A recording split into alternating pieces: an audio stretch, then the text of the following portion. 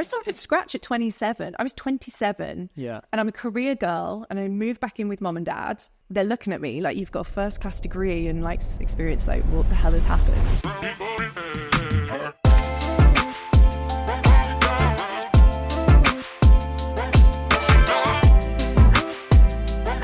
Why is there a car in here? And then out the door pops Miley Cyrus and everyone's just a bit like, when I got a glimmer of that, I was like, oh, this is a life lesson. Yeah. You got to speak up or you're going to get walked all over. If you're going to walk out, if you're going to leave something, you've got to make sure that you can follow up with something else. Get in rooms full of people that are really successful, you realise that they're winging it as well. I wanted their job. Right, okay. And I was like, I want your job. The maturity comes when you realise it's not about you. It's about the people that you're trying to serve. Did you ever fill out your debts? God, that's such a good question. Joe, how are you? How's life? Great, thank you. The sun is shining. We're in Fulham, my old turf. So, yeah, having a great time. Your old turf, where are you now? I'm up in Birmingham. I'm a Brummie. I can reclaim the accent a little bit because I did get it battered out of me in Fulham. So a blend. I sounded like you for a bit. My family are actually from Staffordshire, relatively close to Brum. Yeah. Yeah, well, there you go.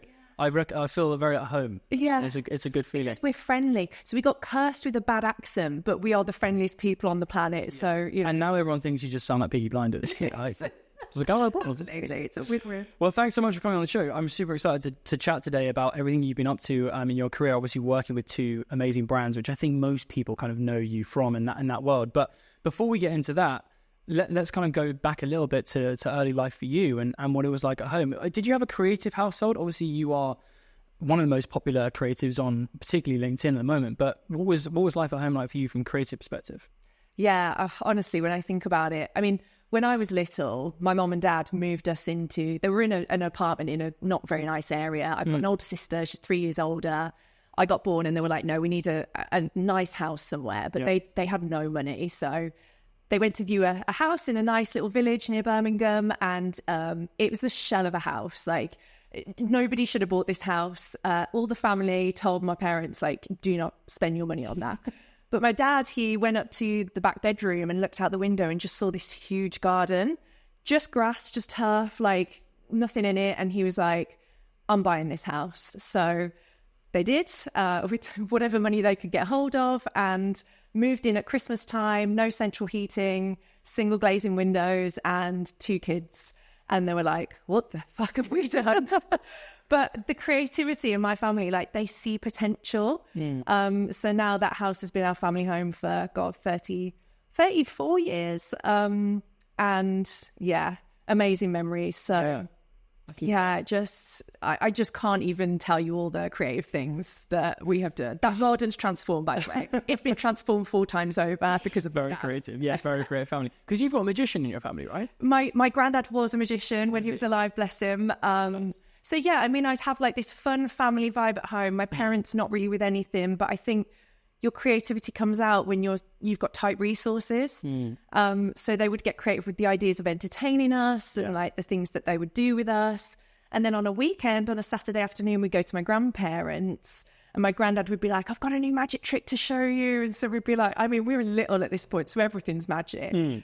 And he'd be like levitating, or there'd be the substitution trunk where he would just disappear and it would be like, what's going on? And then you get older and you realise it's all a con, but that's life, isn't it? But for us, this is like possibilities was what we always believed. Like there's so much that can be done with nothing. Yeah. And in your kind of earlier life, growing up a little bit, were you a goal setter? You know, it feels like you always wanted to do something creative, but were you a big goal setter? Did you say, I want to try to go into this world early stage?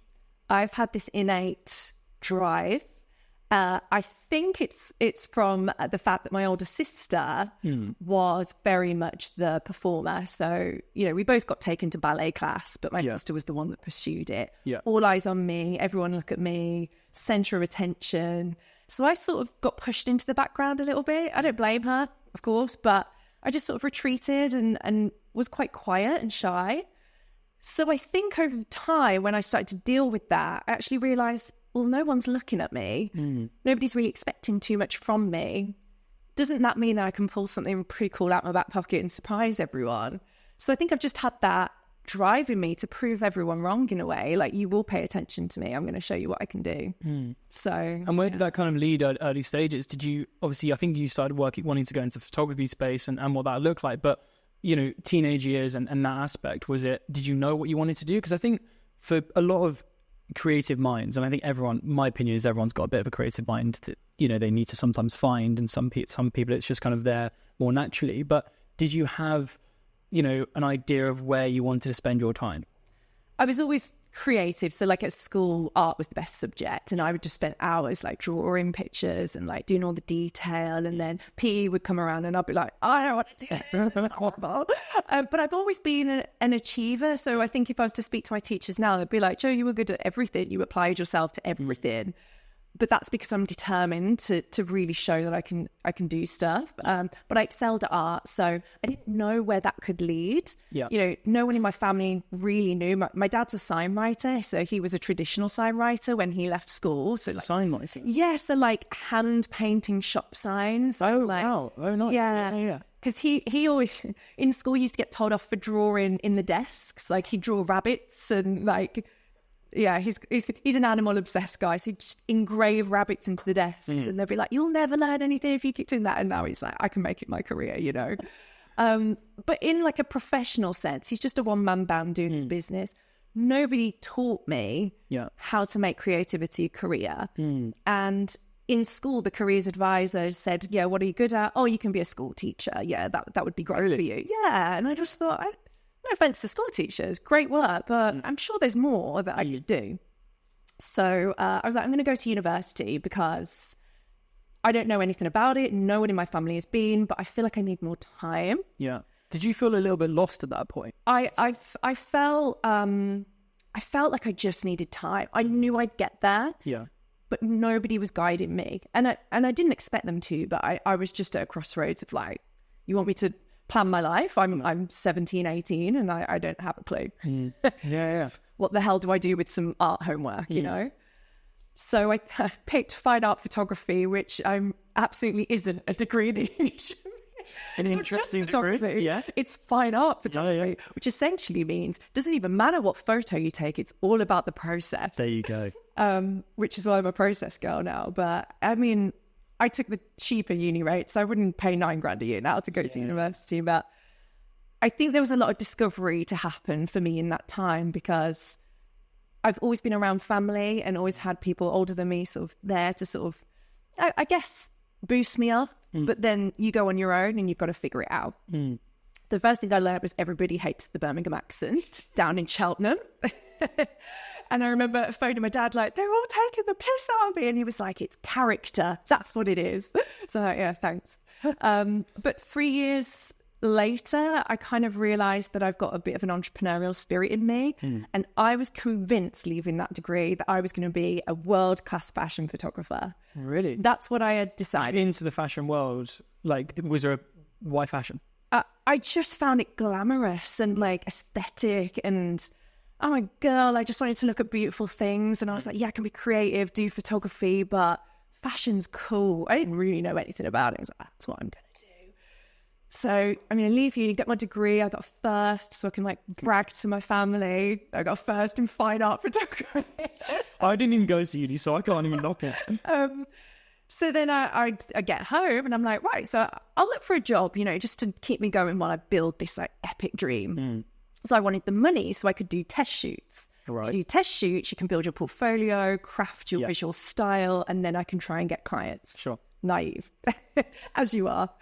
I say naive. I think when you're young, everyone does it. Yeah, it's the way it happens. You can achieve anything, don't you? Which is nice. But it's lovely. I think as you go through your career, you start to that sort of like naivety. I've spoken about it a lot on this podcast, actually. Like the naivety when you first start in a career, in a business, whatever it is actually so nice, because you lose it when you're older. You just have a more pessimistic look. And can't help it. You say that. I think you take a dip, but when you get past your 30, you get through your 30s a bit. So I'm 34 now. I think it comes back, but I'm sure we can get onto that. That's good to know. I'm looking forward to that. So I left uni and I went home, and I thought, yeah, mum and dad would be fine with me coming home, figuring it out.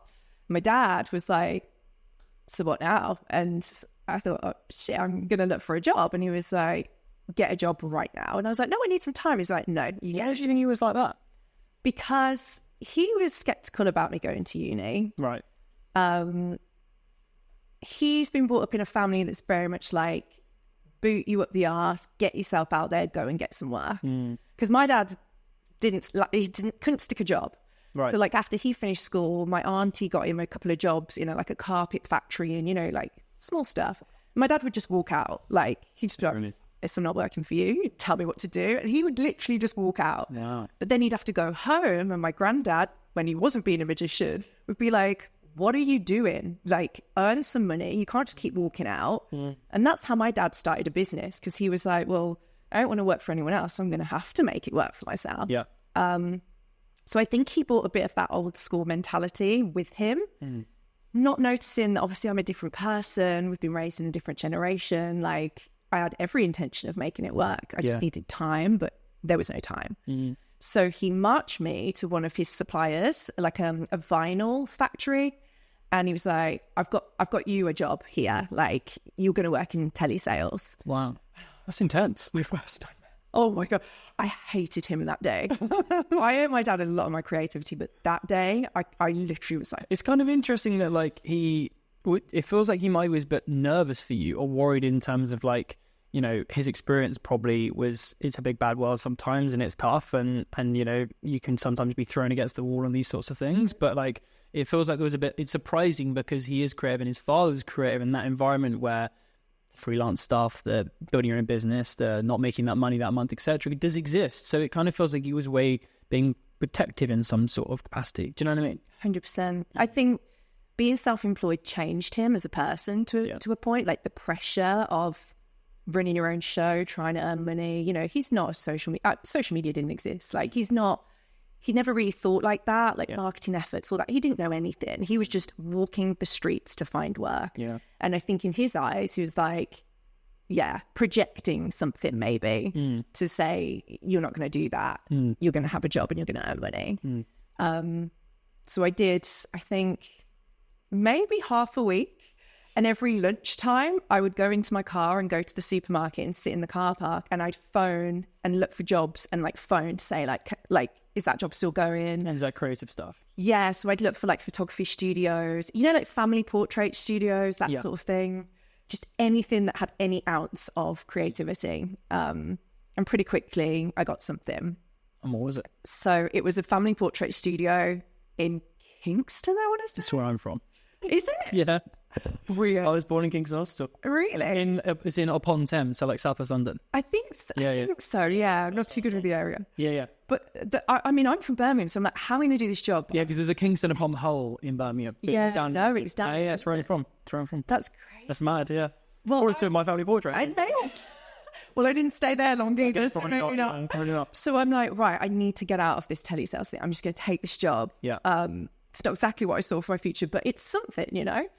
So I also wanted to prove my dad wrong at that point. So the only person I knew that lived down there was my uni boyfriend at the time. Yeah. And I begged him, I was like, can I come and live with you and your family so I can like start this job? I mean, a bit bold to say like, is your mom all right if I move in? And they were so lovely. They were like, yeah, sure, you can come and stay, like feel it out, whatever. So I think I did about a week there. Absolutely hated it. Like when I say hate it, like the stress, like fair play to people that work in family portrait studios, because I had to learn a script, which was like really weird. And then a script for what? For like when the family came in. A script? Yeah. What was the script? This is like day one, and they're like, here's your script. I'm like, what's the script? Were you actually shooting at this point? Yeah. Right. So they were like, this new girl, we're going to make her do everything. I'm not going to name the studio either, because I don't know. I got eaten alive. Here's your script. So as soon as the family come in, you've got to say these exact lines, because it's like about making money, isn't it? And then in the studio, and like obviously the lighting's set up because it's all the same lighting. Yeah. But like I was brand new. I was like shaking like a leaf. And the family they gave me was like a huge family with kids and dogs. And I was like, you've got to be kidding me. And these women were just like, yeah, you've got this. We'll see you in a bit. And they just popped out. And I'm just like, oh my God, I don't know what to... I'm like, literally, I can take a photo, but I've got to entertain you and do this, do that. Yeah. I was sweating. I was so stressed. It was not an invite. I mean, telesales to this, I was like, get me back in the studio. Like, is this what life is? This is horrible. Did you have a bit of like a concern of, is this even the right industry, creative? Like, because I think there's a lot of, and I've had a lot of people on podcasts where their first experience of the agency they have now found success in, their first experience of like baptisms of fire, terrifying experiences, and they managed to stick it out. But there's also like, I know it's only a week and it's one studio, but like there must be part of you that's like, I'm going to go and become a teacher, like as you said. But do you know what I mean? Did that ever kind of come into your mind? I think every experience I had made me more and more determined. Yeah. I don't know why, but if I didn't like something, my brain would say, don't do it. Just get out, don't do it. Whereas a lot of sensible people will be like, you find something else and then you know what I mean? Like do it very logically. Yeah. But I'm like a sunshine yellow. If you've done the personality test thing, like just go with my gut and my heart. Sure. And something was like, get the hell out of this place. Like this is changing you. You're not happy. Even like a week in. Yeah. So I made up a small white lie as to why I couldn't work there. And I was like, I'm so sorry, I can't work here anymore. And then I got back to my boyfriend. So I was like, I've quit already. I think we went to a theme park that day. I think it was like, okay, let's just go do something fun. We went to a theme park. So I was like, oh, my life just changed. Yeah. But then I had to do the drive back to Birmingham knowing that my dad would be waiting for me. And my sister texted me. She was like, you might want to delay coming home because Dad's not very happy with you. And I was like, so like I felt this crazy pressure. He probably won't remember any of this, but I literally didn't want to go back. I took a detour back to my student halls because I was still paying for the room. And this is how quick after uni this happened, by the way. Yeah. So like in the summer, right, where you try and still have your... Oh, this all happened in the summer, yeah. Flipping out. I remember my mum at one point, she was like, you need to be careful of your CV because job hopping doesn't look good. And I was like, I'm not worried. Like, I'm not worried because I know when I'm going to find it. So yeah, from there I worked in a handbag store. I worked in a really shitty hotel bar, art gallery. So like one stuff at a time. And this all happened in a matter of months. Like I'm just crazy. Wow. Working through it. And then I saw a job opening at Rankin's Photography Studio for front of house. If anyone doesn't know, he's like a celebrity fashion portrait photographer in the UK, globally known, but prestigious in the UK. And at that time, quite high influence in terms of like the level of photographer. I mean, I'm slightly guessing the age, the period of time this was, but... You're telling me I'm old. No. I'm implying that. But I think that's a period of time where like he had done some quite big things and like it was obviously a big opportunity for you. You must have seen that as like a big step. Yeah, like studying photography, like he's the name everybody keeps talking about. Yeah. He's the GCSE photographer. He's the GCSE photographer, isn't he? I didn't do GCSE photography and I know his name. Every reference, his work. I was like, I just got to get in that building. I don't know what I'm going to do with it, but get me in the building. So I applied and got the email back saying you're hired, and I was like... And what was for you at the moment, is the goal still to become this fashion photographer? Well, yeah, in my brain, I had so much potential. And I was like, where better to start than an iconic photographer studio? Like, I'm going to learn how it all works because I have no idea. Yeah. So I'm like, get me in, let me learn and love to learn, and then I'll figure it all out. You spoke once on a podcast about creative maturity. Is that something at that time? I mean, it'd be good to understand what you mean by creative maturity, but at that time, how would you have seen your creative maturity? Oh, a hot mess. just as mature as my CV at that point. You don't know. Yeah. Like, as a creative person, there's no textbook. No. Everybody's done it different. Like, everybody's followed a different route into it. No one can really help you because it's such a personal thing. And I think creative maturity does come with experience and trying things and failing. And that's something that I've never been scared to talk about. I think it's only a fail if you don't learn from it. And every single thing I did, I learned something from it. Even the places that I thought, I know this is not what I want. That's so much more valuable than just breezing through life. Yeah. So actually feeling things out in the creative process and in your life, like they're like this. They work the same way. No, definitely. So day one, walking into the Rankin studio, do you remember it? I pretty much do. I'm on my own little desk in the front. There's people everywhere, like up, down the stairs, like stuff's going on in the studio. Like it's all very, imagine Devil Wears Prada. Like it's this fast paced, crazy, whatever. And I'm just from Birmingham. I don't know. I wasn't all that fashionable. And you've got like fashion stylists walking through and like, I'm just Is it almost every stereotype that anyone thinks it is? I guess in a way, Yeah. I guess so. And they always used to send call sheets around to sort of like say who's coming in for a shoot. So obviously lots of celebrities would come in. For some reason, I don't know why, I would never look at them. A great receptionist. My mom, ironically, my mom's a receptionist. She's a great receptionist, but I was just like, meh, whatever.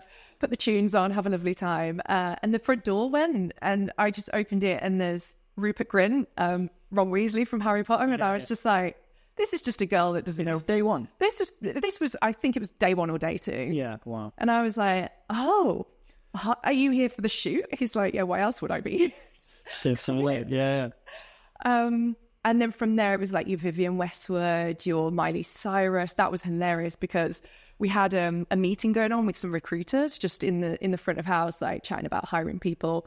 And the doors would open to the building. So obviously sometimes they had to get cars in because celebrities, you know. And I noticed there were camera flashes outside the building. I was like, what is going on? And then the doors open and the car starts reversing into my reception. And I'm like, this is all a bit weird. These recruiter guys were like, why is there a car in here? And then out the door pops Miley Cyrus, and everyone's just a bit like, what's going on? And I'm like, I really should check those call sheets. Yeah, this is crazy. So yeah, just a lot going on. How did you find your time there? I realised that it's as much about the parties and the social as it was about the actual sort of work itself. Yeah. Being front of house, I got tasked with all sorts, like planning Rankin's wife's birthday party, buying gifts for relatives that I didn't know who they were. I was really good at that, by the way, FYI. And going to magazine launch parties. And I mean, I'm a pretty innocent human being, so I'm around these people that are, you know, the stereotype of fashion, just like a deer in headlights. What is going on? I made friends, so obviously, like, we had a good time, but I think I was probably the naive side of the... if you know what I mean. Yeah. No, definitely. I had a great time. And obviously you still wanted to go into to be a photographer yourself at this point. That was still the aspiration. Did any of that put you off? It didn't put me off. It definitely intimidated me. So I was like, I feel like maybe I'm not sure I belong in this world. Yeah. I don't know what this means for me. And a lot of the guys there used to say, like, Joe, you'd be a really good producer. Like, you're so organised, you don't check the call sheets, but you are organised, and you'd make a great producer. Production, if anyone knows, in the creative industry is hard. Like, producers do not get enough credit for what they do. It's stressful. What kind of things would they be responsible for in the studio? So producers generally, just for some context for those. Getting human beings from A to B is a fucking nightmare. You can have everything on a call sheet, but no one's going to pay attention to all the work you've put into that. Just making sure that everything is on budget, on time, like, you know, everything, the client's happy. Yeah.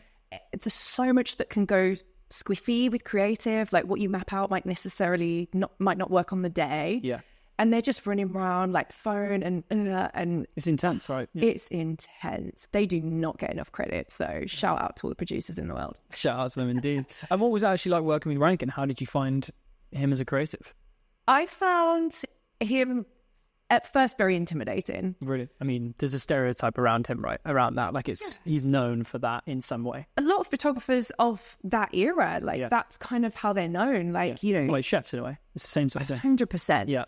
It's prestigious and it's exclusive, and, you know, you hire him for him and who he is. Yeah. He's got a whole team setting things up, and like he is the face of it. And I guess he's earned his stripes. There's a little bit of that, like where, you know, I'm not saying that anything that was a negative experience for anyone while working with him, if there was that, it makes it acceptable. But there is a level of like, he has earned his studio. He's earned his reputation. Like, that's all down from him. But so you found him quite intimidating? To start with, I mean, I found everything intimidating. So I was just like, even the call sheets, yeah. So yeah, I did. And I felt like maybe I'm front of house, so I should keep my mouth shut. That was probably like an internal thing in my mind. Like, you know, you're not that important. Right. You're not upstairs in the office working on the magazine. Like, you know, just sort of keep to yourself. It's almost like a hierarchy in those environments, isn't there? That's how I felt. Yeah. Nobody made that a thing for me, but I felt that. Maybe that was insecurity on my part. Like, it's also just an expectation, isn't it, in a way? Like, you've got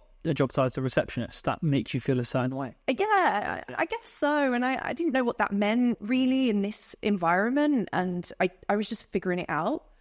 But because I've grown up being a really good observer, having sort of been pushed to the back a little bit, I'm very good at noticing things. Really? And what I noticed quite quickly was Rankin himself responds really well to people that have got charisma and speak to him and like give him ideas and challenge him. And I guess it makes perfect sense. You know, you're a very prestigious photographer. You don't want yes people around you. You want people that push you and drive you. Yeah. So I tried to sort of like push it a little bit. And that was my own personal growth in a way. Like, can I have a bit more guts? So I would challenge things. I'd speak back. I'd like use the volume in my voice. And that was kind of scary for me because, you know, when I was younger, I got bullied. Like I was very much like in my shell as a person. So it's like, no, you've got to do this. Otherwise people won't take you seriously. Yeah. And I do think he responded much better to me. Like, I think he just noticed me a bit more. When I got a glimmer of that, I was like, oh, this is a life lesson. Yeah. You got to speak up or you're going to get walked all over. Really? Yeah. Do you think that's, because that's very stereotypical of creative industries, I think. Do you think that really applies to other parts of your career? I think so. I think it's really sad. There's a lot of skilled creative people out there that don't speak up. And so they don't get noticed. Yeah. I don't think nice girls finish last at all, but I definitely think you've got to be able to use your voice and self-promote. Yeah. I don't know why there's this thing about, you know, it's obnoxious or it's ego or it's whatever. Like, I think it depends on how bad you want something in life and if you're prepared to turn the volume up a bit. We'll come back to that in later on in your career because it'd be interesting to find out how that compares to other things you did and obviously you've also done. But you mentioned that you might become a producer because you did become a producer after you left Rankin, right? Tell me what happened there and why you left. So I left because I went home to visit my mom and dad, and I think my mom missed me. And she's a receptionist at a chicken factory, which is so funny because our surname is Bird, so everybody loves that. She had a fun time. So I go home and she's like, Joe, there's a job going where I work. And I'm like, why are you even telling me? I'm living in London working at Rankin. Why would I even be slightly interested? Is this a kind of couple of years in? This was not even a year in. Wow. And I'm like, why would I be interested? I've just come from magazine launch parties. Like, why would I go to the chicken factory? Like, something's not adding up. And she was like, well, hear me out. She said, you'll be on more money than you're on. And it will give you time to work on your portfolio again. You'll be at home, so you'll have loads of extra cash. Think about it. So she must have known what she was doing because I did simmer on it. And so it was a graphic design role at the company and it was a bit more secure. It had a bit more direction to it. Yeah. It's crazy to think of going from Rankin studio to a chicken factory, but one day I just woke up and I was like, I'm going to do it. Really? I don't know why. I was like, I'm absolutely going to do this. Sometimes timing, isn't it? Like on these sorts of things, like the timing of being right. If you were at Rankin and you were, I don't know, have already done it the other way around or those sorts of variables, you know, things play out a different way. I think timing, especially when you're young, plays into this stuff. Yeah. A little bit. I also think the confusion and just you're just waiting for someone to give you a bit of a steer. And even my mom just reaching out and giving me that, I think I was just like, oh, okay. Like maybe that's the guidance I needed. Yeah. It's so hard when you're young. I mean, at this point, I must be like 22 or something like that. Yeah. So you're so young. Yeah, totally. So I took her, she got me the interview. She was like, I can get you an interview, but you've got to get the job. So I go to this interview and I'm like, I've got no graphic design work. I'm not a graphic designer. So it's like, what am I going to show in the interview? So I go on their website and I just download like low res JPEGs of all of their stuff. And I start like redesigning it all in Photoshop, which any graphic designer will be like, do not do it in Photoshop. But I did. I made all the mistakes, put some stuff together, printed it on my shitty home printer, you know, the ones that put the lines through. Yeah. I had like a portfolio left from uni. So I'm like, I'll whack it in there. Okay, great. I take it into this interview. I'm like, they are not going to take me seriously with the shit that I'm bringing in here. So there's the recruitment guy and then there's a girl. Yeah. So I'm like, okay, who's she? So she was the other graphic designer and they were hiring a junior so she could focus on what she was doing and someone could just pick up the small stuff. So I flopped this ridiculous portfolio out with this. I mean, they do like food, like they actually supply like universities, theme parks, like they're a huge factory. Yeah. So I'm like, all this food stuff in this portfolio, and she looked and I could tell that she was just like, oh bless, like that's really cute, but also good initiative to do that. Like, you kind of showing us what you would do with our work if we weren't doing it. So I think it's just like the determination. Yeah. And obviously I'm a genuine person, so I explained why I wanted it and all that sort of stuff, and they gave me the job. And then I moved back from London to a little village called Aldridge, which you may not have heard of because it's off-grid. And I remember day one in that office, no idea what I'm doing. The view from the window was just a brick wall. And I remember thinking, I've left Rankin's studio to come and sit in an office with a view of a brick wall. Is that a metaphor for With a lot of chicken as well. With a lot of chicken. Yeah. So what have I done? Do you know what you just said about the interview process around particularly junior roles, where I've obviously hired a lot of people and I hired a lot of juniors in my time. And I think that the ones that I'm always that really stand out are not the ones, particularly in junior roles, with like a degree. I'll be honest, like I don't really care that much. Like it doesn't mean a lot. It is the ones that do stuff like that, even if it's bad work, because in junior roles, the ability to actually learn and someone to just have the enthusiasm, is all I really care about. Like generally, I think a bit of issues, isn't it? I'm sure you've had that in other teams that you've hired for in some of the other roles you've had. Is just like, you don't have to be perfect. Like you just have to have the initiative in that junior role. I think there's a very nice piece there that I definitely see makes candidates stand out in my way when we're looking at the roles, for sure. So how long were you redesigning chicken for? Joe Bird at the chicken factory with my mum, Karen Bird, downstairs. It was lovely. I bet you guys had a great time at lunch. So I think I stayed there for a couple of years. So the girl I was working with, I very quickly realised we got on like a house on fire. She's a very experienced graphic designer, and she was actually forming her own design agency on the side. Oh, wow. So she had these ambitions for herself, and she basically, because it was just us two in this office, she taught me everything she knew. So she would basically say, don't worry about doing that. Why don't you have a play on Adobe Illustrator and try and learn how to do this? And she basically would coach me through it to the point where she helped me build a portfolio, submit for competitions, and then she got approached for a job somewhere. She obviously didn't want it because she had other ideas, but she was like, why don't you try interviewing for this role? So she referred me, and I got this job in this agency doing artwork and graphic design. And from there, I just progressed throughout my 20s pretty much as a graphic designer. Yeah. So I'd actually, with her help, built up a really great skill, which has come into play massively for me. And the original goal in fashion and photography, did that just disappear? I was doing my test shoots on the side because now I had the cash. So I was like getting my friends, getting models from agencies, picking up my camera and going and just doing like random test shoots in studios. But being perfectly honest, I was finding it really tough. I just found that like I didn't have enough technical ability.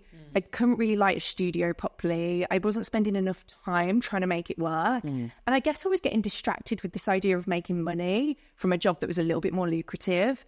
And I was just a bit torn between those two. So it was there, but I don't think it was really grown into anything that was like super exciting at that point. Yeah, that makes sense. Because then you ended up working with Jonathan Knowles as a producer. So you spent a couple of years trying and tasting a little bit, but going down this design route, right? And then you kind of went slightly back to where you started a couple of years later. So tell me about that. I had a relapse. I wasn't going to use the word. I was like, Mum, you pulled me away from London, and I actually like feel like my time was not done there. Yeah. So I'm like, something in me I cannot describe is saying like, get back to London. I didn't know what it was. I told you I'm a gut girl, and like it was just screaming at me. As someone who obviously didn't grow up in London, did you feel like London was the centre of creative? Oh yeah. Yeah. Like a lot of my uni friends that did creative subjects went straight down there. I didn't know anyone there particularly, so it was hard for me to find a room and afford it. Right. But I knew that that's where like at that time good opportunities were. So I was like, I need to get back down there and just like mix and mingle. Yeah. So I found this job. It was actually a photographer's agent, but in-house with Jonathan Knowles. So if anybody doesn't know him, he's the guy that created the O2 bubble. Yeah. So like in terms of work, you're right up there. Yeah. And I've done a lot of still life at university in terms of like photography and things I'd looked into. So I thought it'd be kind of interesting to see what that world looked like.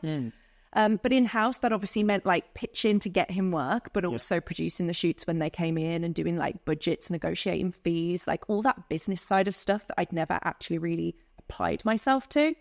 I remember interviewing for the role. I've never been an agent before, and he's asking me these questions. I'm like, oh, I don't know. Was it with him directly? Yeah. He was very specific on what he wanted because in the industry, he's like a bit of a legend. So he didn't need people that wouldn't necessarily serve him. He wanted people that were going to use their brain, get out there and get him work. And as I'd maybe proven a couple of times previously, like I'm a bit of a problem solver, like when life gives you lemons. So I think maybe that came along with my interview, and he was like, yeah, there's something I can work with here. How is he different to, well, how is the business? Because it was a smaller team than I'm sure what Rankin was at the same capacity. But what was the biggest difference across those two artists, if you will? I would call them artists because they kind of are. But like, what would you think the biggest difference in their way of working and their environment? Jonathan was very much like involved, like very much he knew how he wanted things done, whereas Rankin was such a big team, had learned to let that go and just let the crew run the show and then come in and do what he's got to do and then go. So I went into an environment that was incredibly like, I mean, it was me and Jonathan most days sat in this office together. Oh, that small of a team. Oh wow. And then he'd have his first assistant that would be in a lot of the days, like sorting the equipment, things like that, and then a social media girl as well. And it'd be mostly just me on a computer, right, gotta find this guy some work. So like, that's actually when I very first started using LinkedIn. So I had a reminder the other day, you've been on LinkedIn for 12 years. 12 years? I've been on it for like 2 minutes. But I wasn't using it properly. I was using it to stalk people and search for people because it's great for that. So be like, who's this creative director in this agency and that agency, and trying to work out how a photographer gets work, because these aren't small jobs. I mean, the work he was getting were like tens of thousands of pounds. And it's for the top brands. You're not, it's for the top brands. Yeah.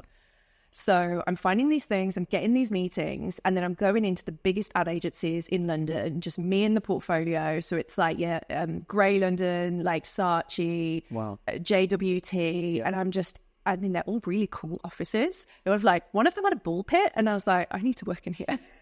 They all have a bar. Such a classic stereotype, isn't it? Such a classic stereotype. But I'd be meeting creative directors and like showing them the portfolio. But again, me and my creative brain was like, I want to ask them more about them, because I'm actually really interested in their job. Like, forget the work. That's cool. Sorry, Jonathan. Put the work to one side. It's really nice, isn't it? Tell me about you. So they would be like, I'm CD. Like, I work across these accounts. This is what I do. This is how I do it. This is my process. And I was like picking their brains. Something lit a spark in my brain that was like, this is the job I want. Like, this is it. Like, all my skills that I've got, creative direction, like graphic design, photography, they're all coming together like in this role that this guy or girl are explaining that they do. Because I guess Rankin is more editorial and Jonathan was advertising. That's the difference, right? So this is your first real exposure to the top tier of advertising, what that looks like. And at that moment, were you like, this is where I want to be? I wanted their job. Right, okay. And I was like, I want your job. Nice. I mean, you're a very experienced CD. I want your job. So my break, but what works? So it was good because I was so personable. People love to talk about themselves. I was so personal, asking them so many questions. I got really good rapport with so many of them that I was doing quite well for Jonathan off the back of that. But also for me, I was like, wow, this is amazing. So what I did was I was like, Jonathan, you need some more creative work in your portfolio. Like, I've got some ideas. Right. So I would put forward creative ideas for him to shoot as personal projects, because he had his own studio, he had the resource. We'd shoot them together, and then we would say, like, that was more creative in his portfolio, but I was starting my own portfolio too of like art direction work. So in my brain, I was like, this is a really good test of this new skill that I feel like I've got that I've never been able to try before. Do you think that the role with Jonathan at that time was the first role you had that you really felt like you suited the role, if that makes sense? Not in the nicest way, not the role for him, no. But the glimmer that I had for what I discovered during that time. Because I think what you're explaining is a very good example, which I do often say to others who are like, I don't know what the fuck I want to do in my career, but I want to be working in this world, of like the trying the tasting thing. Like, what got you to find your groove, which you now have today, is just by what you're saying is a lot of trying and tasting. It's a lot of like working in a chicken factory, like, which doesn't sound glamorous, and I'm not trying to take that away from you or you not at all, but like, it's not, you know what I mean? And why would you leave Rankin? Why would you go and do that? Why would you work in an agency? Why would you go down a graphic design route? Like, the trying and tasting in the 20s, I think is really important. It sounds like you agree. I'm a tasting menu, like 12 freaking courses, and the rest. Yeah, like that's why when my mom said to me that day, like, you need to look out on your CV, like it doesn't look good. I was like, I don't believe it, because I know when I'm going to find the right job, and it was just around the corner from that point. Do you think it's important though that if you are trying and tasting, and I know you've got a few rather hilarious experiences of lasting like a week in places, the one thing I think that is sometimes goes wrong is people don't give it their all. If you're going to try and taste, you've got to really immerse, if that makes sense. Did you always do that in those roles, particularly with Jonathan? I've always given my all. Like, there's not a single thing I do that I don't give every ounce of me. I'm just such a passionate person. But what I would say is, if you're going to walk out, if you're going to leave something, you've got to make sure that you can follow up with something else. Right. Because you can't be the kind of person that's just going to go, I don't like this, out on your ass, do nothing, be lazy about it. Yeah. That was never my attitude. I was like, I'm going to leave this because I don't like it, but I will have something else by tomorrow. And like, that's just my style. I see what you're saying. Yeah, so it's not, and also I guess the burning of the bridges is important, right? Never burn a bridge. Yeah. Never. Oh God, never burn a bridge. Yeah. Like, the people that you will come, they will come full circle. You'll be like, oh, it's you again. Oh shit. You don't want to have been bad to that person a few years ago. Yeah, no, definitely. Especially in the industries that you were working at the time. When you were with Jonathan, was the one creative, was the one campaign that you particularly stands out for you as a proud moment? Yes, we won a couple of awards for some of the projects we did. We did a like a very artistic video about the process of brewing beer, because he would have so many beer clients. Yeah. So we went to a brewery one day. I was like a kid in a sweet shop, like, can we go on a school trip? And he was like, fine. So he took us to a brewery, and like we learned all about the process. And then we came back, and I worked with a storyboard artist to storyboard. In fact, I think one of my first ever LinkedIn posts is, does anybody know a storyboard artist? And it was for that project. Wow, that's cool. I think we found one through it as well. I think it got 2 likes, and I found the good days of LinkedIn. I know, yeah.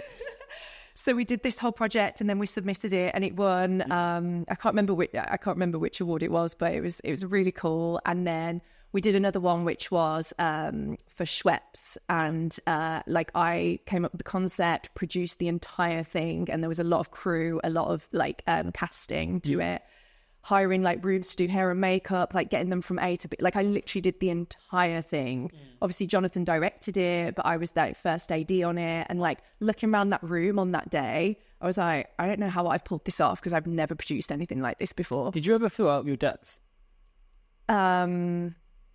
God, that's such a good question. Yeah, quite a lot. How did you like work with that? Because I've been there. I've been on like shoots and campaigns back in the day where I wasn't in retirement from creating content and doing productions. But like, there have been times where I've looked around on a set and I've been like, shit, like I don't know what I'm doing. And that feeling for me, I guess there's a slight level, particularly for the stuff you were talking about, where the pace is so intense and so intensive, but I would always get it the night before. I'd always get like, you always want, I think the similarities with us are like, you always want to do a good job. You always want to make sure that one project works. But how did you deal with that feeling of being out of your depth? No matter if it's Schweppes or a small client or whatever, like how did you deal with that? Well, fun story about the night before of that shoot. Yeah. I was seeing a guy and he dumped me the night before. And I was head over heels. Like, no. I'd fallen hard, and he dumped me the night before. So did he know you had the shoot? Clearly he didn't give a shit for now. And I cried myself to sleep. And then I knew like the next day I've got to get up and I've got to just do this. I probably had like it was an early call time and all that. Oh yeah. So I somehow pulled makeup on my face and just got out there and got it done. But when I think back to that now, I was like so traumatized by that experience, but like it distracted me. And I think creativity has always been like an escape for me, like to just go and make things from nothing. I think that's such a superpower. So it's always, it gets me through everything. Right. So yeah, there are times where I'd look around and be like, oh my God, what have I created here? This is a monster. Yeah. Do I belong here? But something would always make me feel like I did. So I guess you learn to wing it. Yeah. But then when you get in rooms full of people that are really successful, you realize that they're winging it as well. You don't feel so bad about it anymore. Yeah, so true. And I guess there's always a point in someone's career where they're out there at depth. Like it's always a first time for someone in some capacity. Yeah, totally. Did you feel with Jonathan at that level, working with such prestigious brands, and again, he's done so many amazing things, it sounds like you guys did some amazing stuff together. Was there an environment where failure was okay? he won't mind me saying this, but no, I don't think it was. No. I think it was intense environment from someone that has been doing it a certain way for all these years. I don't blame him for that. Like, you've built an incredibly successful business and you know how you want things done. But for me, it was counterproductive to my personality and my creativity because I don't work well in those environments. It's difficult, isn't it? Because there's different like leadership and management styles to it. Well, there's leadership and then there's management. Completely. But there's also the way that you identify mistakes and failure, and there is always that balance. Like I'm sure you've experienced this in your own way, and finding a way that you want to kind of do that. But allowing failure to happen once is fantastic. It's the multiple time bit that becomes difficult. And I think we all struggle in different ways to identify that, you know, because I've got similarities that I'm sure that you do too, where you know the right way. You've played the game 1,000 times before. You've done that situation millions of times. You know the right way, and seeing people fail in front of you sometimes difficult, but it's knowing how each of us learn, right? Do you start resonate with you? Yeah, there was an amazing girl that worked at GymShark, which we can come on to, but I remember in a meeting room one time, she used the phrase, we were getting really angry because another team weren't listening to us. And she cut the noise and she just said... Was it creative in sales by any chance? No, it was different countries, actually. Oh, okay. That's good. And she just cut the noise and she was like, let them learn. Just let them learn.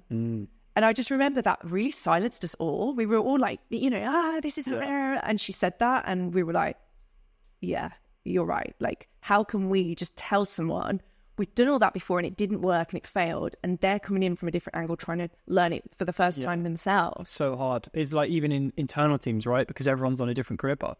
Everyone's got different experiences. Everyone's like, I think it's one of the biggest struggles of top level management in creative is like knowing what's not going to work, what is. But it's interesting that was how Jonathan was working in that sense, because it's especially in a small team and his experience must have come through so much.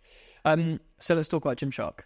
When did you join GymShark? So I, after Jonathan's, did what all 20-somethings do and ran away to Australia on a one-way flight. Nice. Because I was like, I don't want to do this anymore. I don't know who I am. I don't know what I want. Oh, did you have a little bit of that? I had a meltdown. Really? Yeah. And my friend at the time, I think she was going through a breakup. So she was like, what if we just booked a one-way flight as a joke? And then I looked at her and I was like, what if we did? And we just did it one Sunday afternoon. We thought we were going to get the working visa and do farming and stay there and like live this amazing life in Australia. Were you trying to find something new, or were you running away from what you had? I was looking for something. Right. But I didn't know what it was. Okay. I'd say I was partially running away, yeah. But looking for a sign of some sort. Yeah. And maybe as a creative person, like changing environment like helps. Massively, yeah. But I think London had made me really ill at that time. Like I suffered really bad psoriasis, which if anybody knows, like I've never had that in my life. But when I saw the like skin expert, they were like, this is a really dramatic case and it's caused by stress. Wow. So I think there's just this whole environment of where I worked and like just everything that was going on, heartbreak, everything was just like, you need to get out and go now. Yeah. Your body tells you before your brain sometimes. So yeah, it's interesting. But we went to Australia. We spent a few months. I blew my budget. So I took out a loan to go because I had no savings. So I took out a loan to go. And you just quit with Jonathan? I quit and I got... How did that go? He was very respectful. Obviously, I helped him hire like my replacement, always leave on good terms. Yeah. And then you headed to Australia? I just disappeared. For 2 months? 3 until I literally maxed out every penny I had. And then did you have to come back home? Yeah, with my tail between my legs. That seems, there's a sort of repetition. There's a cycle there. I mean, at that point, how did you feel coming back on that flight? Well, I'm massively aware that not everybody has the luxury of going back to mum and dad's. Yeah. So I was incredibly grateful that they were like, it's fine, come back, we'll figure it out.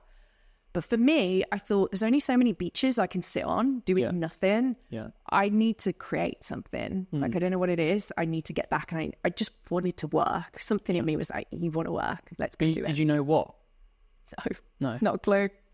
I started from scratch at 27. I was 27. Yeah. And I'm a career girl. And I moved back in with mum and dad. And they're looking at me like, you've got a first class degree and like experience. Like, what the hell has happened? I was really depressed. Like seriously depressed. How did you like cope in that time? I'm not sure. Like I'm just there and I'm at home. Yeah. Looking at my parents, they're looking at me like, so what's going on then? I will give it to them. They laid off me that time. They didn't put pressure on me because they must have seen like she's actually not okay. Like she's a bit confused. So I have my laptop and I just open it one day and I just type in to Google creative jobs Birmingham, because I'm like, at this point I can't afford to go anywhere else, so it's Birmingham. And this ad comes up for in-house creative, and I don't know the brand. I'm just reading the job spec. I'm like, oh my God, this is everything that I kind of thought I wanted. Yeah. So what the creative directors were describing, it was like that job spec was pushed in front of my face. Okay. It was like coming up with ideas for campaigns, going on photo shoots, like working with the team to see the campaign through. It's like, yes. So excited. So I turned to my younger brother. He's 7 years younger. He was at home at the time. I'm like, do you know this brand, this GymShark brand? And he's like, yeah, you probably want to work there. And he was so chilled about it. When is this? So is this 2018? So this was probably 2019. 2019. I'd been living under a rock because, well, I'd been the other side of the planet because obviously they were picking up at that time. I just didn't know them. So I was like, okay, cool. Well, I'm going to apply because I love the job spec. So I do my homework. I put the application together, get a telephone interview. I'm really good at homework. So I say all the things that the brands seem to have going on for them. Yeah. And then they're like, cool, we're going to set you a task. So I was like, cool. Creatives always get set a task. So they send me this task. It was come up with a brand campaign idea. We're like, I'm having a great time. This is awesome. So I come up with these ideas and I send the work and they give me a call back and they say, we think we're going to interview you on this day at this time, but we will confirm with you. So just bear with us. And then I never heard from them again. So like, I'm quite sure 3 or 4 weeks go by and the date is kind of creeping up, but I haven't heard anything. And at this point, I was like, I really want this job. So I'm not going to give them a chance to cancel. I'm just going to turn up on the day and see what happens. So I go on this day. So it wasn't fully confirmed. You had like a pencil effectively flipping out. So I go on this day with my laptop with the work I'd done and I drive to Solihull and I turn the corner in the office. Like, I was like, oh, shit, this is a big deal. This is when they must have just opened that massive building. I think it was about a year, almost a year after. Right, oh, so it's like all brand new and sparkly. It was sparkling. Yeah. So I'm like, right, just go in and just do what you got to do to get an interview. So I walk in, the receptionist takes quite a while for anyone to come down and see me. So I'm like, oh, they don't know I'm coming, do they? So it's the HR girl and who would be my boss soon. And they're like, hey, nice to meet you. I don't know if they masked over the fact that I just rocked up, but who cares? At that point, I'm in GymShark and I go in the room. I present my work. Now, one thing I would say is because I wasn't maybe fangirling the brand as such, I was so passionate about the project I put together. Yeah. I just pitched my heart out with this project. And then I got the job. So were you in the run-up to that? Obviously, you enjoyed the task and the process. And I'm sure you spent a lot of time starting to learn more about the brand. Yeah. Did you kind of have a slight feeling of like desperation in that process in terms of like the pitch process? Yeah. Yeah. Because it's hard, that, isn't it, when you're particularly looking for a new thing in your life, whether it be a job or whatever it is, like to not show desperation. Do you know what I mean? Like it's quite difficult to get across that, but also deal with that mentally is quite difficult. True, but I wasn't desperate to work for them. Yeah. I was desperate to sort my shit out. And I think they're two different strands because I guess desperation for yourself turns into determination. Whereas fangirling a brand kind of can come across like a little bit like, oh, okay, like calm down. Like I've worked there and at Lounge where people are really just fangirling the brand. And it's like, are you taking the role seriously though? Because we need someone to come in and add value to this role. Like it's cool that you love us, but do you want to do this job? Yeah. Do you think a lot of people get that wrong? Yeah. Absolutely. I've had so many people contact me saying like when I've worked at those brands, I just want to work there. Like, you know, can you pass like my information on? I'm like, are you kidding? Like it's a job, not a playground. Like what job do you want to do? Are you good? Yeah. So you got the job and day one going in. I've walked into an all boy team. I was like, hey guys. What team did you join? The creative team? The creative team. What was your role? Midweight creative at that point. Amazing. And so day one, room for the boys. Room for the boys. There were girls in the distance on other teams. Production, funnily enough, because girls are organised like that. But yeah, just me and a bunch of lads. And I was like, oh, wow, okay. Hiya. Just me along. Was it welcoming though, like as a team? Because they obviously GymShark has built a very powerful community externally. Was that internal as well? There is a buzz in that building that I cannot actually describe. Yeah. Like you feel like you're somewhere very, very special. And that was intimidating. Right. They actually offered business coaching. So you could book on with an expert as part of like the perks of working there for free and have like a business coach. I snapped that right up. And I remember my first session with him. I was like, I don't know what I'm doing. I'm out my depth. I'm in these rooms full of people that are like, I feel lost. Yeah. And he was like, you're not the only one that comes in here and says that. So it's like everyone there was fighting to, make shit happen. Yeah. And then going away and having a meltdown. Yeah. And then coming back and going like... It's challenging because I guess you kind of want that environment, but then it's very difficult to be in it. Because I wonder how after a little bit of time, as you started to see newer kind of team join, did you recognize that in other people that would join after you've been there for a while? Oh, yeah. Yeah. But I've always been this person. I would always want to help other people. Like if we had creative interns, I'd take them right into my wing. Like, come work with me, sit with me, we're going to smash this. Like that would be because I didn't want anyone else to feel like that. And I actually, 6 months in, they did something called 360 anonymous reviews. Yeah.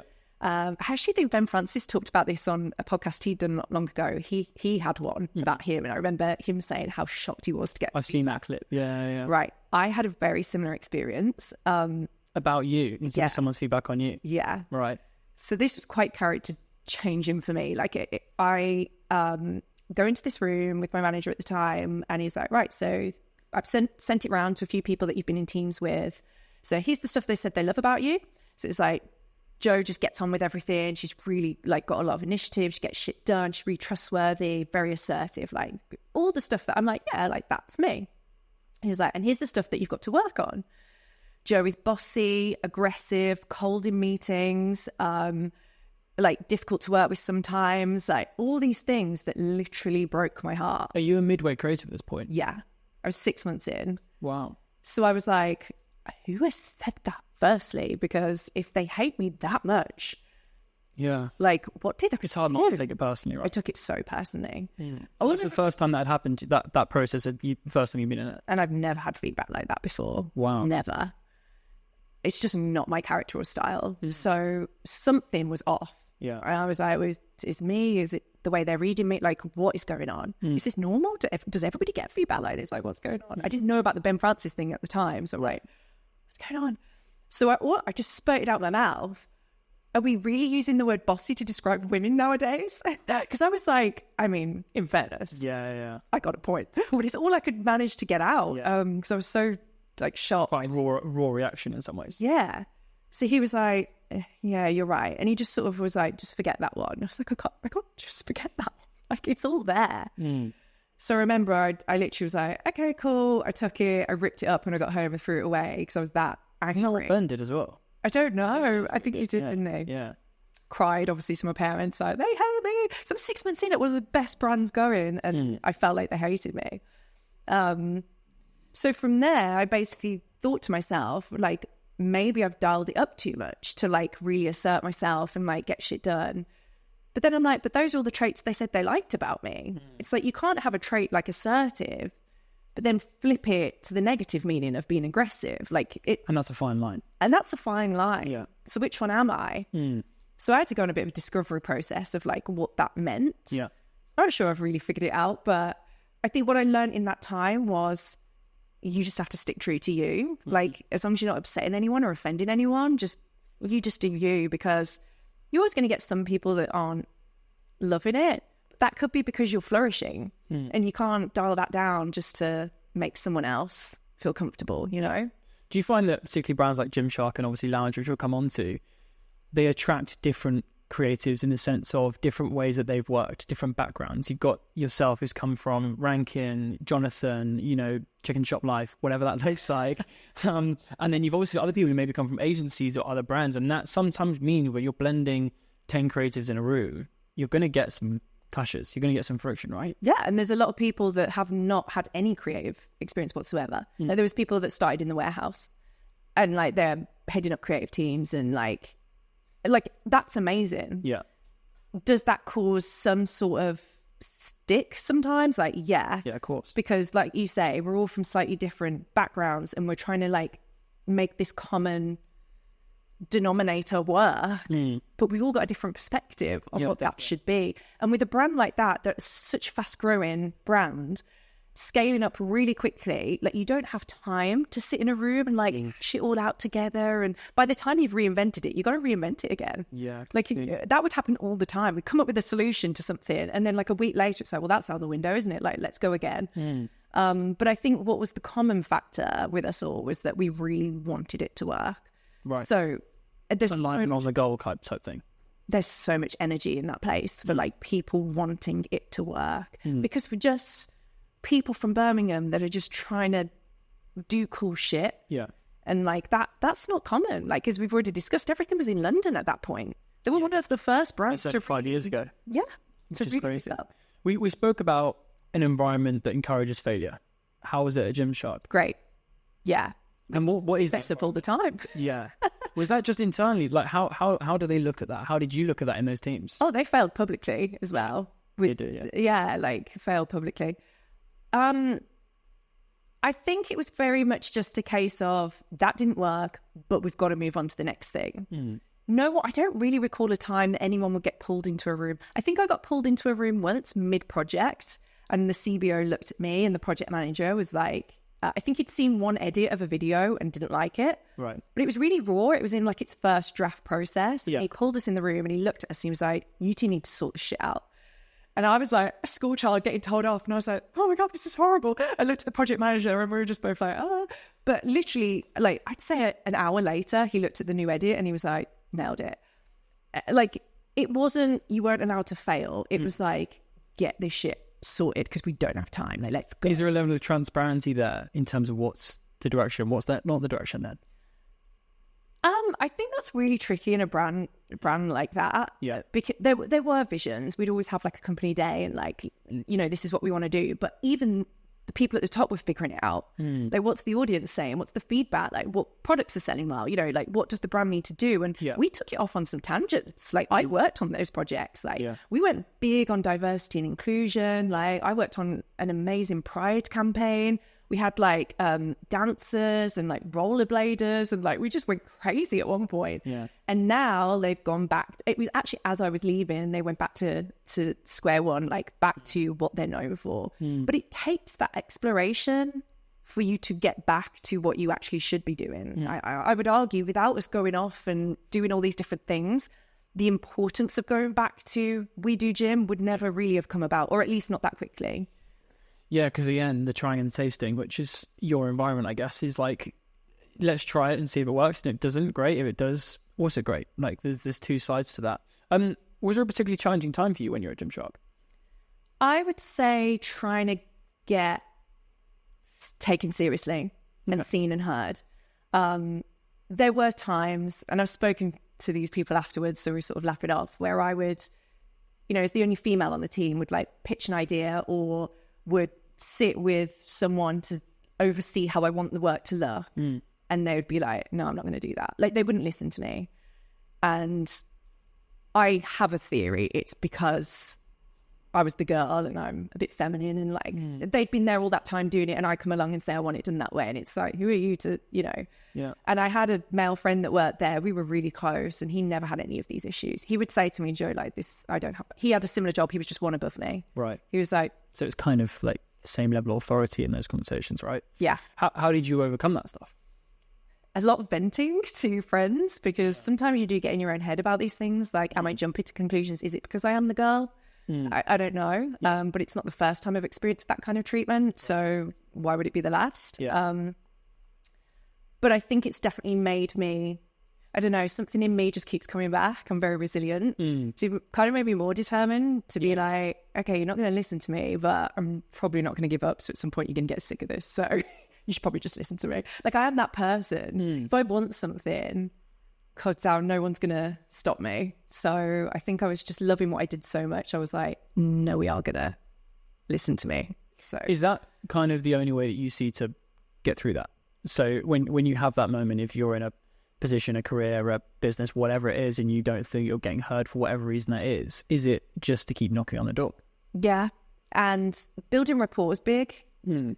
I think there's a way that you can really make people feel very authentically that you care about them, you're interested in them, so that they enjoy being around you. And maybe those were some of the core skills I learned there.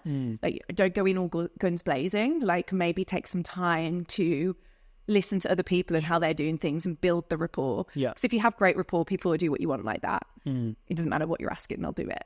And that's what I've learned a lot in my 30s, but I think that's probably the start of me learning that process. Build those relationships for sure. And going back to the kind of creative maturity piece, which I actually really enjoy that phrase that you've definitely coined. How was that developing while you're at GymShark? Oh, rapidly. Yeah. Like this is the first time as well, remember, that I'm actually doing that particular job. So I'm like, when you talk about being intimidated or feeling out your depth, I'm like, all right, let's I'm just kind of winging it. I've never done this job before, but I was so thorough in everything I did. Yeah. My projects would have all the receipts, like no stone unturned. My presentation decks would be like I remember when I was asking for a promotion, I've got a theory, like never ask for a promotion. I put that's a theory for you. My theory is, do not ask for a promotion, because then you give someone the opportunity to say no, or like you're telling the universe that you need permission. Yeah. So I put like a 20 slide deck together with every inch of evidence I could find that I was already a senior at that point. And my poor manager at the time didn't know what he was walking into. I go into this meeting, I'm like, I'm about to present to you like why I'm already working at the next level up. So I'm just going to run through the slides and see what you think. And it's like, bam, bam, bam. And I think he was sat like, carry on, take this away. Thank you for putting that together. Like, get me out of this room.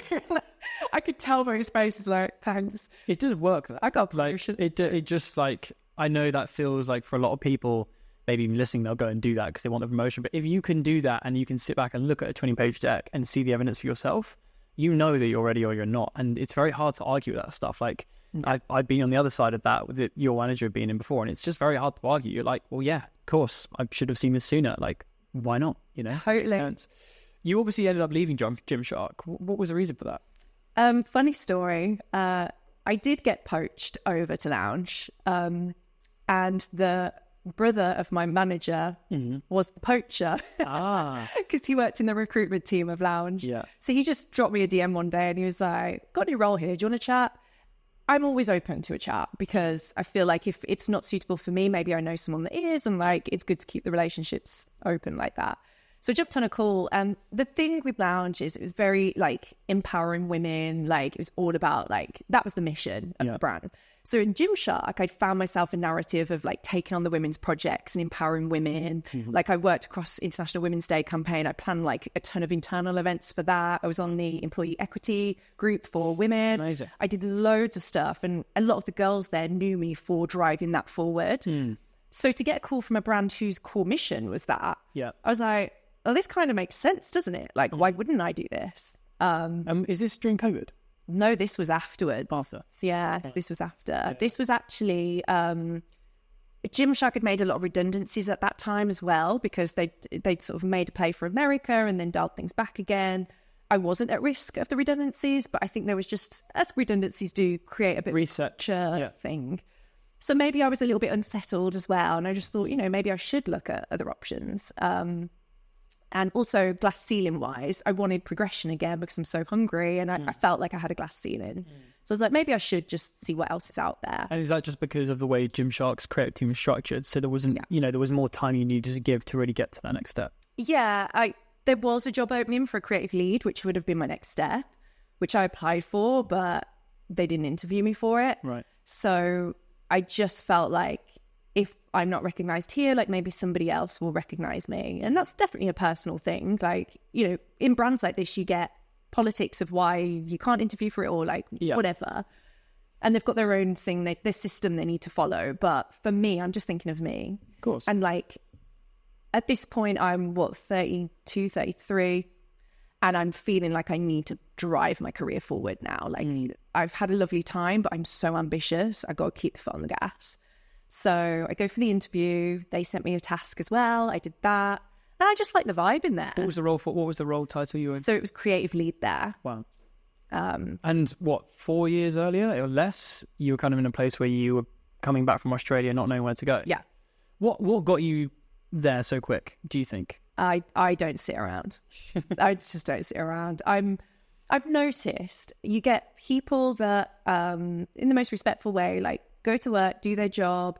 They want to progress and they'll say, I want to progress. And they're asking for progression. There's a difference between that and actually like progressing. I don't know how to describe it really, but I wouldn't take no for an answer. Like I've already explained to you, I'm turning up to interviews that I haven't had confirmed. I'm creating portfolios that don't actually exist, but I'm just creating a portfolio to get a job somewhere. I'm creating a presentation to say why I'm already a senior. Like there's something about maybe the way I do it. It feels like you're trying to take control of the uncontrollable a little bit. I'm taking control. I don't like the idea of somebody else controlling my future at all. That doesn't sit well with me. Yeah, I mean, I think I do really resonate with people I know and people I've even had in a team or interviewed where they want that progression, but there's kind of a level of like putting in the work to do it, if that makes sense, and also proving the point, because especially brands like GymShark, there are a lot of people that want to work there. You know, there's a lot of competition, even probably at Lounge, and I'm sure other people that you know in the industry, competition is fierce to be at the top, and sometimes you get a few moments to prove your worth, and that's really shit. But unfortunately, there's no other way around that sometimes. You know, you can't interview everyone. You can't have everyone do a task. It is difficult. So applying to that role at Lounge, did you feel pretty confident that you were going to land the role? I definitely gave it my all. I felt like because they'd contacted me, I was probably, maybe I did have a bit of a chip on my shoulder about it. Like, I could pick and choose this a little bit. Like, yeah, it's a bad thing though. No, I think it comes across, and I've learned that now over time. I think the way that you carry yourself has a big impact on the way people receive you. Yeah. So if you, especially creatively, if you enter a room like a little bit apologetic, like I did early doors, like, oh, I'm grateful to be here. This is really, oh, thank you so much for having me. People lose a bit of confidence in you. And I would watch CBOs and people at GymShark that carried themselves, like, you know, really exerted themselves. Sadly, it's mostly men. Like, it's just quite a masculine trait to sort of own a room. Yeah. And I was like, the loudest and that kind of thing. Yeah, totally. I need that. Like, I don't need to be more masculine, but I just need to unleash a little bit more of like what's going on in here that I'm almost being apologetic about. Do you think it's difficult then for those people that are more introverted? I love this question because I grew up introverted. Like, I literally was the quietest person, like bright red in class if I spoke up, like I can't dissociate from that. Like that's still there. But if you want something bad enough, you can change it. I don't care what anyone says. And I guess in a way that if you do want it bad enough and you are more introverted, it will come out naturally. Yeah, especially if you love what you do. Some people may need more coaching through it. Maybe I've just been blessed with a gene, maybe from my dad's side of the family, that's very like entrepreneurial in spirit. And that's fine, but you've got to want to change it. I think there's also a very good argument, which I've seen a lot across socials around managers, founders, and people at the top of a pyramid or a hierarchy providing more opportunities for those that are more introverted. I do agree with that actually like there should be more understanding of those that are introverted, because there is some amazing talent in introverted people, that does come through when they're given more of a platform and a chance. It's about having the opportunity to do it in some ways. But I think going back to what you're saying, in crowded rooms and fast growing brands, like it's difficult. Like there's no point saying otherwise. So you entered Lounge as creative lead. Yeah. What was that kind of like initial experience like for you? That must be such a boost of confidence for you walking into that, knowing that you have had the years at GymShark, the experience of the years behind you as well. But like, tell me about the first couple of kind of interactions with Lounge. It was different. Yeah. Because they're similar business models. Like they're both based off this like influencer marketing culture. They're both on the same business park. So like, so on lunch, they're both in Blythe Valley. So on lunch, I'd like go for a walk and see all the GymShark. Like, the Lounge girls would be like, Joe's famous at Blythe Valley, because I'd be like, hiya. Like, so it's so funny. But I thought Lounge comes across a lot like bigger. Like it's doing really well. The business is great. Yeah. But internally, the team is quite nimble still. Like it's quite small. Right. So at GymShark, I'm used to pitching ideas to rooms full of people, like loads of heads of this department, this, that, the other, international teams. Like that's what I was used to. To then come into this business that I thought was probably somewhere similar, that is actually very, very startup minded. Right. Like in the way that the team runs, there was no like true processes for a campaign. And I was like, what is going on? Like, I just spent years building that over at GymShark, and I've almost gone back in time in a way. So I was very much like, oh, okay, like, cool, I can like re-implement what I've learned here. But I think what was interesting was I quickly realized that every business is very, very different. So things that had worked there weren't working here. Yeah. Like, I was putting a process into place and it just wasn't sticking. And like, people didn't want to do it. And like, that team didn't want to work in that way. And like, I was like, okay, so I can pull some skill over, but not everything is transferable. I'm learning all over again. Yeah. And was the approach to kind of the actual creative different across those two? Because they're two such similar brands in different ways, and they're very different in others. So how did they approach creative, particularly for you going into a creative lead position? What was the difference that you really noticed? So Lounge was very much more performance marketing based. Right. So very much about like influencers, like conversion, like we're down at the bottom of the funnel, like this is where we're playing. So what's the creative for that? Yeah. They did also like a few disruptive ideas for organic social media. They'd done some cool stuff, but most of the time when I got there, it was very much about like this influencer marketing piece. So the idea was that I came in to sort of level up the creative, right. But I quickly realized creative to them maybe meant something slightly different to what I had been used to at GymShark. The GymShark were very much like heavy on brand and community. Like we did new product launches, of course, but we all knew how those projects worked. So we knew how to execute those. But most of the conversation would be like, how can we cut through the noise for a Black Friday campaign? Like, how can we do something different? I remember one of the Black Fridays I worked on at GymShark, the CBO was like, yeah, this is all cool, but like right before the sale goes live, we're going to need something on the website as like a holding page. What can we do that's just a bit rogue and random? So I used to watch, I still watch it, Celebs Go Dating on TV. Yeah. And the idents are the celebs just sitting in a row and just sort of interacting with each other like no one's watching. So I was like, let's get all the GymShark athletes and just film them for like how long the waiting time for the website is, 2 hours. Let's just film them standing there like a fly on the wall, just see what they do for 2 hours. So it was like, yeah, that's fun because it will be like a real-time feed, but it won't really be real-time. So it turns out we can't make GymShark athletes stand for that long because they get really bored. So I think we managed like 40 minutes, to be fair to them. And they were like doing handstands. One girl got a book out and like they're chatting and mingling. And then we put that on the website. So people are like, are you watching the GymShark athletes live on the website? Like, it was so fun. So that's the kind of like thinking that we would do at GymShark. Whereas Lounge was much more like, what influencer do we want to work with next? Like, what project collab are we going to do with a different influencer? Yeah. We would brainstorm like disruptive ideas, but they kind of would get shifted around in a way that would usually work for the conversion piece. That's my experience that I had there, at least. Yeah. Because you mentioned about GymShark making communities and particularly making creative through that community, which I think they're were the first people to really do that. 100%. I think there is a very weird community that people forget about in Apple, which was like the kind of tech obsessed community and the queues and that kind of stuff, which has kind of been forgotten about in the new realm of brands that we kind of live in the last 10 years. But how do you look at that creatively in terms of how we can build community and what that looks like? Because that feels like everyone wants to do that right now, and that's where value is. And it's interesting that how Lounge are thinking about that, which we'll come on to. But yeah, how did GymShark look at that, and how are you looking at that creatively? Yeah, it's such a buzzword now. Everybody wants to build a community. Yeah. Community, when I was at GymShark, got described as a sense of belonging. Like, do you feel you belong there? Yeah. And I think that's the bit that they absolutely nailed. So you've got all these young people that just love the gym. Yeah. They just, for mental health, for fitness, whatever it is, we've got this common thing that we love. And GymShark is the advocate for that thing. Therefore, we belong there because we belong in the gym, we belong at GymShark. That's what sort of got created. And I don't know if you've ever been to a Lift event. The only first one I went to was Lift Manchester when I was quite new. Well, they've just done the New York one. Yeah. It's as crazy as you see on the internet. Like, you've got the queues around the block, you've got tons of people. And I remember walking into that Lift Manchester and just being like, wow, like, these people really love this because they all feel like they belong there. Like, and when it comes to creative, is the challenge of, and this is just how my marketing way works, but I really want to know if this is how you look at it. Is it about getting the creative that resonates with that community to make them feel like they belong? Is that the piece of the puzzle that people are trying to achieve?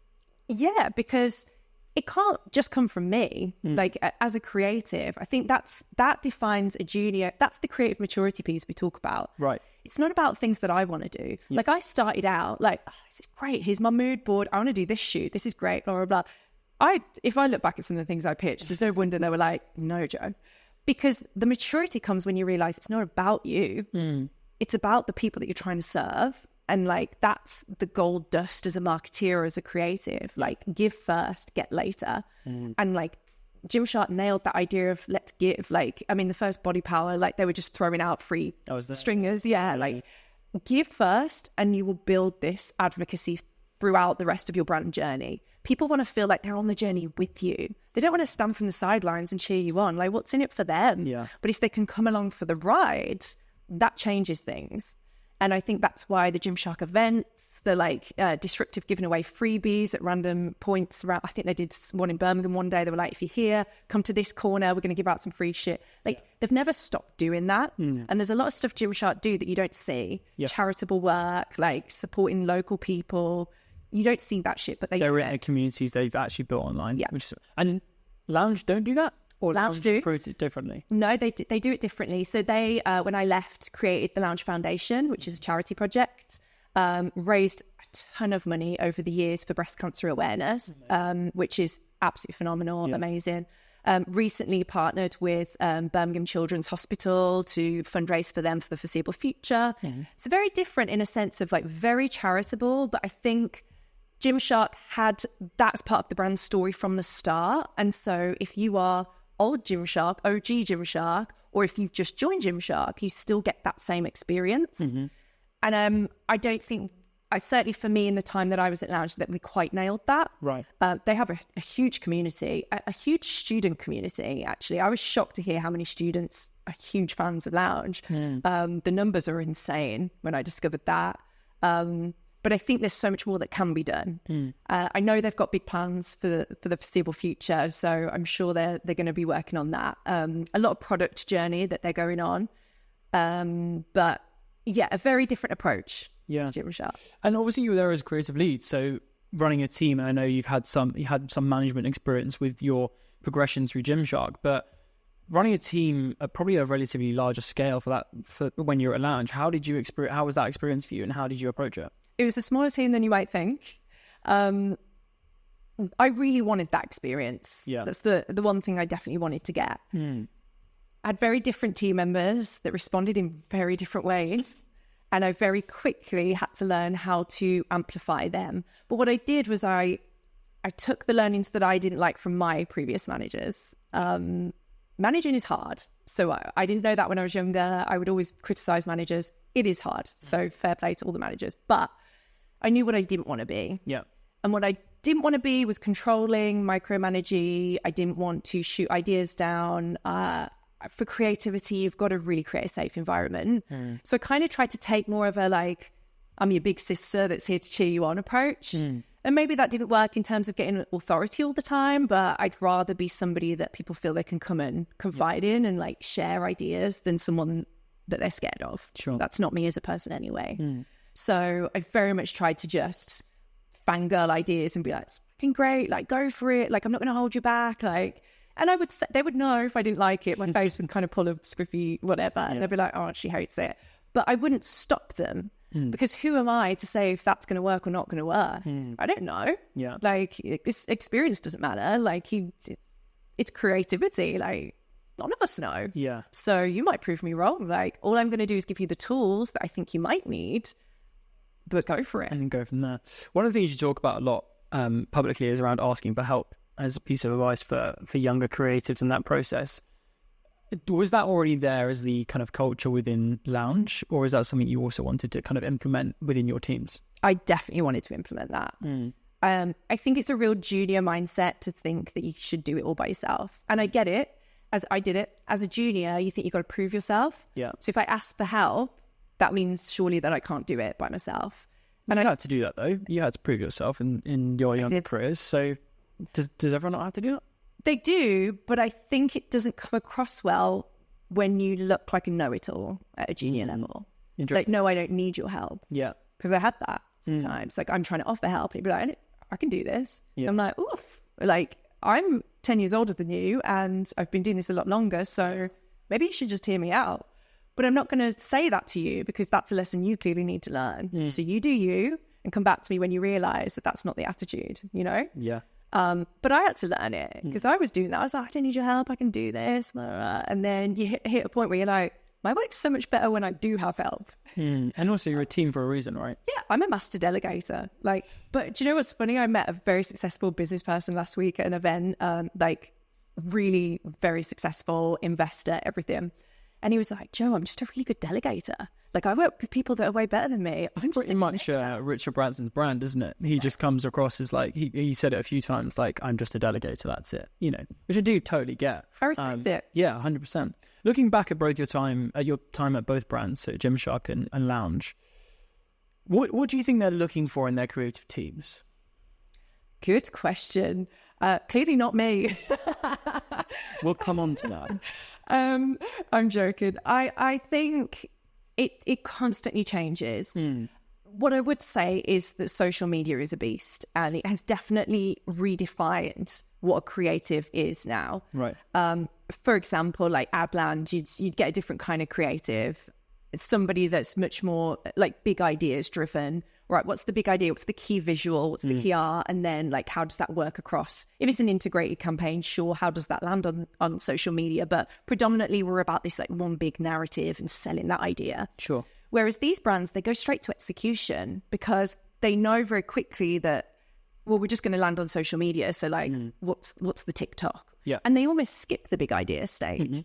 And that used to jar me a lot because I aspired to be like a big idea girl. Like I wanted to train in that. I wanted to build that skill. I wanted to work with people that understood that. But so many times I'd be in a room and it would be like, oh yeah, but that's nice, Joe. But what's the TikTok idea? And I'd be like, we haven't got there yet. Like, let's just talk about it.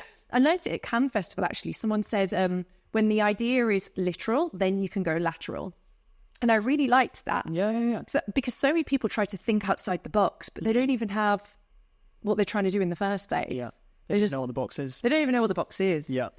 And that I think is tricky, not in the short term. I think you can keep coming up with social media content in the short term and you could probably get some really good views, engagement. You might even go viral. But in the long term, what's your brand saying? Well, I think it's very easy to go viral nowadays, but if you're going viral for no purpose, what's the point? What is the point? And you get muddled very quickly. And I saw that sometimes in various places. Yeah. And for me, it's like you're not trying to be a legacy brand, but you've got to give yourself a chance of getting there. Like, what's the story? What are we trying to say here? Yeah. And you can execute that how you want, but until we've had that conversation. And it's also where I think smaller brands get it wrong because they're so worried about the metrics, the views, etc. Like the world you work in now, and I obviously do too. Like that becomes just the biggest driver of everything. It's where I think America get it really right. Is that they always still think big. Like, you know, a good friend of mine worked at Apple in very early days. He worked on the Shot on iPhone campaign. Oh, wow. He was in that team that created Iconic. that. Like insane. And like him talking about the whole process is amazing. But that was a huge process. And Apple were very small, you know, at that time compared to where they are now. And if you hear how they thought about, I'm talking about Apple a lot today, but like that process in America is just so different from us in the UK where we're like, cool, month on month, what's going to change? And I think that's where brands like Lounge and GymShark seem to have started to find their rhythm a little bit from the external perspective. You made a joke about your time at Lounge and how that came to an end. Tell me about it. So there was a restructure, internal restructure, and I was just one of a few that basically were at risk of redundancy. But it must have been a strange meeting. Obviously, it's upsetting, like, in the moment, because you're like, oh, okay, like that feeling of rejection in a way. But I think it must have been confusing to them because in my brain, it started clicking. Like, everything I've been trying to work towards for, I'd say, the best part of, like, 1 or 2 years, it just felt like there was a massive sign from the universe of, like, you need to go out on your own. And I've always sort of dreamt of doing that, but I wanted to get the timing right, and I wanted to have everything in place because I'm that sort of person. And I've been building that alongside my 9 to 5. Like, I know that I've been doing it. I knew that there was intention, but I didn't know when and where. So when this conversation was happening, my brain was just firing shots. I was like, I can speak to that person. I can speak to that person. Oh my God, I can do that project. Oh, yes. And I was getting excited. Yeah. And my world was just sort of opening up a bit. So I think I'm probably one of a few cases that felt like excited when I heard it. Yeah. Did you take it personally at all? No, I did not. And in fact, I think my words were business is business. I've seen it happen before, because even though I wasn't at risk at redundancy at GymShark, I saw it play out. Yeah. I saw what happened. And do you think that the one thing I'll say about seeing your career, and I'm not going to say what your mum says in terms of job hopping too much, but you've had that kind of progression as you've gone to places, and things like the 360 feedback, which you took early on in the career. Do you think that means when you have to go through challenges like leaving a brand that you enjoyed the work of and it's a big step and it's out of your hands slightly, do you think that prepares you for that slightly? Yeah, I've been preparing myself for years. Yeah. This is in a personal sense as well. I don't like relying on anyone for anything. We will not turn this into therapy, but I am just a definite self-sufficient, like, I got to do this by myself. I've got my own house. I do my own thing. Like, I'm not relying on anyone for anything. So you can take my job from me, but I will be fine. Of course you will. And what is that now for you? So I'm a little bit scrappy at the moment because it's literally 3 weeks in. Yeah. So forgive me, but I straight away started taking on personal branding clients, because just through the nature of what I've built online, following on LinkedIn, people are like, oh, how have you done that? Can you help me with mine? So I really enjoy that process, and I love digging into other people's personal brands and helping them with that. I've also had a lot of smaller brands contact me saying, like, can you help us with the creative direction? Like, we've seen where you work. Like, we want to, pick up a bit of momentum, brand awareness. So I've had like a pet brand, which is super fun. Kids clothing brand in New Zealand reached out to me, which is super cool. Like, it's global, and that's the power of the internet. Yeah. I can work from my bedroom in Birmingham and basically get global campaigns, basically. So I have all that running, but I just recently met a business coach that I was like, I want to work with you because I want to map out something bigger. Yeah. So he's like, yeah, let's do it. And so I've got something coming. Yeah. Amazing. Well, look, the final question for me, because it's been so good to hear about everything you've achieved, and I have hundreds of more questions, but not that much time left. But what do you think it takes to be a creative working with the brands like you have? I think it takes a hell of a lot of resilience. I think that's probably the common story throughout all of this conversation. Like, you will get told no. People only see the highlights. Yeah. So they might just see like, oh, she worked at GymShark. Oh, this, that, and the other. I have really pushed through a lot of slam doors. And what's hilarious to me now is when I left university, I mass outreach to the ad agencies that I ended up sitting in later on, to so many brands and businesses that I wanted to work for with my CV and my application, like, please take me. And I got ghosted and I got ignored. I have those people reach out to me now. I've just done it in a different way. So just because that road isn't a good road for you, you find another damn road. Like, if you want it, you will get it. So that's pretty much what I've taken from the last 10 years. I love it. Congrats on everything. And thank you so much for coming on the show. It's been amazing to find out about your story so far. And I know there's lots more to come in the future. So a massive thank you from me. And like I say, congratulations on everything so far. There's been so much in this, which I think is incredibly valuable for people. And thank you for sharing your story. Thanks for having me. Pleasure. See you soon.